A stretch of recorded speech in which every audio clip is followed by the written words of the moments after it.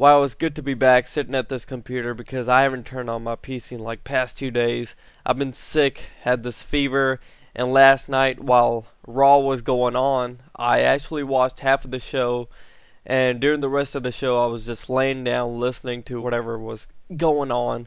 And my friend actually called me. He told me Raw was actually pretty good, and I actually saw bits and part of it where people were doing the waves and they were chanting a bunch of names and stuff, so I guess it was pretty decent. Shield actually won. They defeated Taker, Kane, and Daniel Bryan, and the whole John Cena and Ryback thing is kind of escalating, so which is a pretty good thing. Okay, now here's an update on CM Punk, his injury, and when is he actually gonna come back. Now people are speculating that he might come back by SummerSlam time, and he is suffering from 4 different injuries on his legs, which is causing him pain on his knees, lower leg areas. He has some torn ligaments and strained ACL. Now, we already know the fact that Punk was going to take time off anyways after WrestleMania 29 because he is so mentally burnt out of working like so many freaking events, you know, between freaking I don't know for how long, I don't even know, like in years for sure. Now Punk's doctors have also said that he is also advised to take minimum of 6 weeks off, rest and recover. Now there's a speculation that, you know, again, he won't be able to come back till maybe till at least SummerSlam. Now if he was coming back at SummerSlam, I would definitely make sure I would have this biggest main event of all time, or should I say one of the biggest. You know, he needs to have this major comeback. Why not? You know, I mean, I just worked WrestleMania with The Undertaker and now I'm coming back at SummerSlam, so he needs to have this major matchup.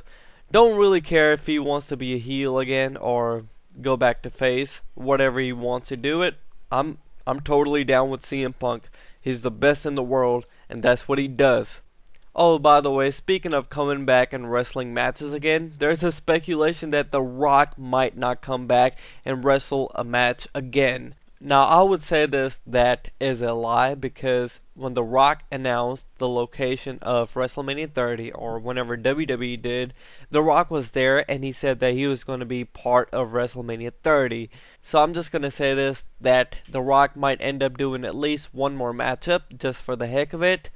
But since his movie career is on the line, he needs to be in tip-top condition to do the movies as well, and he cannot end up putting his body on the line for the wrestling business. Okay, so now you might find this really interesting. This is like a side note, fact, whatever you want to call it. The Shield, who arrived in the helicopter, was real footage, obviously. But what I'm trying to say is this: when they arrived at Raw, that was a real footage, because they flew from SmackDown live event from Wales to Raw, where it was taking place. I guess it was O2 Arena in England, London.